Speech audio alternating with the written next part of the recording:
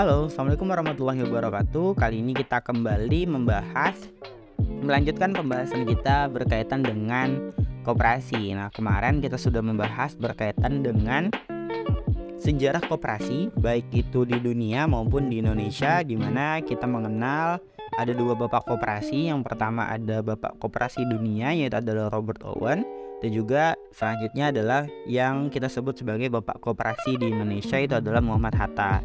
Dan masing-masing dari mereka mempunyai peran yang sangat vital dan juga sangat penting dalam pergerakan koperasi di dunia maupun di Indonesia. Nah, hari ini kita akan membahas mengenai pengertian koperasi dan juga beberapa poin berkaitan dengan koperasi. Nah, apa itu koperasi? Koperasi ini adalah suatu badan usaha, ya kan, yang beranggotakan seorang atau badan hukum koperasi dengan melandaskan kegiatan berdasarkan prinsip-prinsip koperasi sekaligus sebagai gerakan ekonomi rakyat yang berdasarkan atas asas kekeluargaan. Nah, jadi di sini ada beberapa poin atau ada beberapa kata kunci ya, teman-teman bisa ingat. Jadi koperasi itu adalah merupakan suatu badan usaha. Jadi kegiatannya itu adalah bukan kegiatan yang sukarela, tapi adalah kegiatan yang memang berorientasi kepada suatu keuntungan. Dan anggotanya ini bisa perseorangan ataupun badan hukum. Nah, dengan melandaskan kegiatannya berdasarkan prinsip-prinsip koperasi, nanti kita akan bahas apa saja prinsip koperasi tersebut dan gerakan yang berdasarkan atas asas kekeluargaan. Nah, ini adalah salah satu kata kunci juga ya. Jadi kalau koperasi itu pasti ada asas kekeluargaannya, beda dengan badan usaha yang lain seperti itu. Nah, teman-teman bisa lihat di sini ada logo koperasi yang kita pakai saat ini, karena nanti ada beberapa logo yang sudah digunakan atau ada perubahan logo dari koperasi itu sendiri. Nah, ini adalah asas koperasi yang tadi disebutkan. Jadi koperasi itu memang punya asas, dan asas itu tertuang dalam Undang-Undang Nomor 25 Tahun 1992 yang merupakan mengatur terkait dengan koperasi itu sendiri, dan terdapat di pasal 2 yang menetapkan kekeluargaan ini adalah sebagai asas koperasi. Nah, selanjutnya berkaitan dengan landasan koperasi. Nah, landasan koperasi itu sendiri di sini adalah sesuatu yang memang mendasari dari pergerakan koperasi. Nah, di sini ada 4 macam. Yang pertama ada landasan ideal, kemudian ada struktural, kemudian operasional, dan juga nanti adalah landasan mental. Nah, teman-teman diharapkan bisa membedakan yang mana ideal, yang mana struktural, operasional, dan juga mental. Nah, mari kita bahas.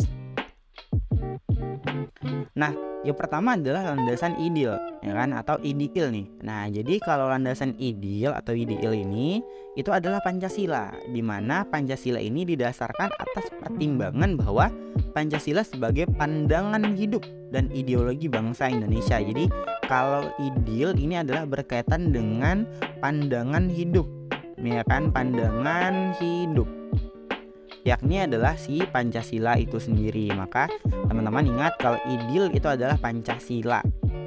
Nah, itu adalah landasan yang pertama. Kemudian tadi yang kedua ada landasan struktural. Nah, kalau struktural teman-teman tentu ingat yang namanya struktur bangunan itu kan adalah ada tiangnya, kemudian ada pintunya, ya kan, ada yang lainnya seperti itu. Nah, sehingga nanti membentuk suatu struktur yang kokoh. Nah, apa struktur dari landasan struktur dari koperasi? Maka di sini terdapat dalam berdasarkan Pancasila, landasan geraknya pada pasal 33 ayat 1 yang berbunyi perekonomian disusun sebagai usaha bersama berdasarkan asas kekeluargaan. Nah, ini adalah struktur dari landasan koperasi.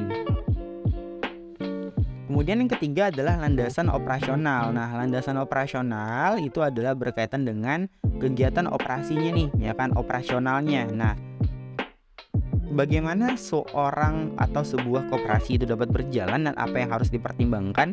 Maka landasannya itu terdiri dari 2 macam, yaitu adalah yang pertama Undang-Undang Nomor 25 Tahun 1992, dan ini adalah berkaitan dengan koperasi di Indonesia. Jadi kalau teman-teman mau membahas tentang koperasi, maka silakan dibuka di Undang-Undang Nomor 25 Tahun 1992. Dan di sini ada juga anggaran dasar dan juga anggaran rumah tangga. Dan anggaran dasar dan anggaran rumah tangga ini berbeda setiap koperasi. Jadi koperasi yang satu dengan koperasi yang lain itu berbeda-beda anggaran dasar dan anggaran rumah tangga. Tapi anggaran tersebut, anggaran dasar dan juga anggaran rumah tangga tetap mendasar kepada undang-undang yang berlaku.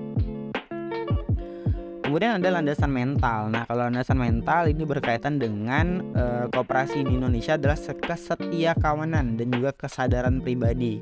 Setiap anggota harus punya rasa setia kawan dan anggota lainnya juga memiliki kesadaran pribadi untuk memajukan koperasi. Jadi memang seperti yang tadi disejarahkan bahwa koperasi itu muncul karena ada masalah. Maka rasa setia kawan ini menjadi mental dari berdirinya suatu koperasi seperti itu. Nah, lantas apa tujuan dari koperasi, teman-teman? Tujuan dari koperasi di sini itu adalah memajukan, ya kan? Bisa dilihat di sini adalah memajukan kesejahteraan anggota pada khususnya. Jadi, yang dilihat pertama kali itu adalah tujuannya adalah untuk mensejahterakan anggotanya. Nah, kemudian barulah pada umumnya mensejahterakan dari masyarakat. Nah, serta ikut membangun tatanan perekonomian nasional dalam rangka mewujudkan masyarakat yang maju, adil dan makmur berlandaskan Pancasila dan Undang-Undang Dasar 1945. Jadi kalau kita rangkum di sini ada beberapa macam, ya kan? Pertama adalah anggota terlebih dahulu, kemudian adalah masyarakat, barulah tadi yang berkaitan dengan perekonomian nasional.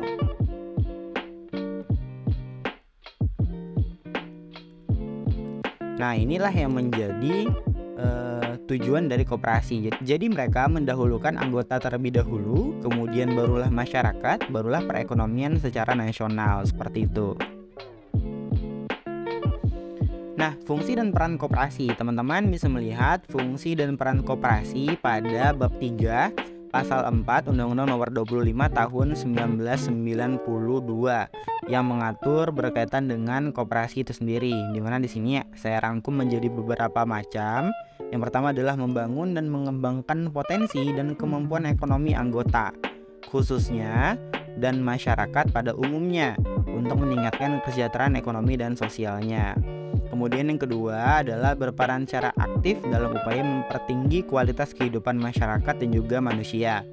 Yang ketiga, memperkokoh perekonomian rakyat sebagai dasar kekuatan dan ketahanan perekonomian nasional dengan koperasi sebagai soko gurunya. Dan yang keempat adalah berusaha untuk mewujudkan dan mengembangkan perekonomian nasional yang merupakan usaha bersama berdasar atas asas kekeluargaan dan juga asas demokrasi ekonomi yang menjadi sistem ekonomi yang berlaku di dalam Indonesia. Nah, di sini ada beberapa prinsip koperasi. Yang pertama adalah berkaitan dengan keanggotaan ini bersifat sukarela dan juga terbuka. Jadi siapapun itu bisa menjadi anggota koperasi dan sifatnya adalah sukarela, tidak boleh dipaksa, tidak terpaksa. Jadi kalau memang mau menjadi anggota koperasi maka dipersilahkan, jika tidak juga tidak masalah. Nah, kemudian pengelolaan ini dilakukan secara demokratis karena nanti kita akan mengenal adanya rapat anggota, yang artinya keputusan itu berada di tangan rapat anggota atau berdasarkan demokrasi. Kemudian mandiri, yang artinya koperasi itu bergerak secara mandiri dan tidak bergantung kepada pihak yang lain. Nah, kemudian pembagian SHU atau sisa hasil usaha ini dilakukan secara adil sebanding dengan besarnya jasa masing-masing anggota. Jadi nanti semakin besar jasanya, maka semakin besar pula SHU yang akan diterima oleh si anggota tersebut, seperti itu. Nah, kemudian pemberian balas jasa terbatas atas modal, yang artinya semakin besar modalnya juga akan menentukan berapa balas jasa yang diterima oleh si anggota koperasi tersebut. Dan yang keenam, koperasi menyelenggarakan pendidikan dan pelatihan bagi anggota, pengurus dan juga pengawas. Jadi nanti ketika kita melihat adanya kekurangan dalam koperasi, maka di sini koperasi itu berhak untuk menyelenggarakan pendidikan dan pelatihan, baik itu bagi anggotanya, pengurusnya dan juga pengawasnya sebagai perangkat koperasi. Jadi mereka adalah perangkat koperasi. Seperti seperti itu. Nah, kemudian terakhir adalah kerjasama antar koperasi, yang artinya masing-masing koperasi ini tidak diperkenankan untuk saling menjatuhkan, namun di sini mereka dituntut atau didasari oleh prinsip untuk bekerja sama antar satu sama lain. Nah, demikian video yang kedua berkaitan dengan pembahasan koperasi. Tadi ada beberapa macam, ini adalah prinsip, kemudian tadi ada fungsi dan juga peran koperasi, kemudian ada tujuan koperasi dan juga landasan koperasi. Nah, teman-teman, sampai bertemu di video selanjutnya. Jika ada pertanyaan, maka teman-teman bisa tanyakan di kolom komentar atau di link Google Site yang disediakan. Terima kasih. Assalamualaikum.